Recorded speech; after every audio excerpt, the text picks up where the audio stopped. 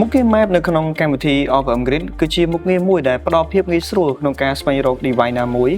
តាមរយៈផែនទីនៅក្នុង Google Map យើងក៏អាចស្វែងរកប្រភេទ DRC នីមួយៗផងដែរដោយគ្រាន់តែ typing នៅលើ keyboard DRC ណាមួយដែលបងប្អូនចង់ស្វែងរកនេះគឺជា DRC 01ដែលយើងបានស្វែងរកនៅក្នុង Google Map ទាំងមូលមួយវិញទៀតយើងអាចស្វែងរកតាមរយៈឈ្មោះរបស់បរិក្ខារអគ្គិសនីនៅលើ map ដែលមានស្រាប់និងអាចស្វែងរកអាឡាមរបស់ DRC ក្នុងករណីដែលមានអាឡាមកើតឡើងច្រើនបានផងដែរចំណែកត្រង់នេះវិញយើងអាចបង្រៀបបង្រួម icon នីមួយៗបាន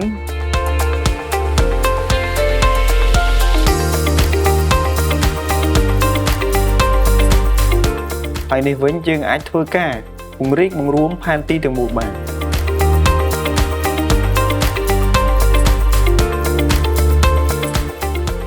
ការសម្អៀងសម្អៅនៅក្នុងមុខងារផែនទីនេះគឺ smooth ល្អមិនមានភាពរអាក់រអួលនោះទេដោយសារតែ system of upgrade របស់យើងតែងតែធ្វើការ update ជានិច្ច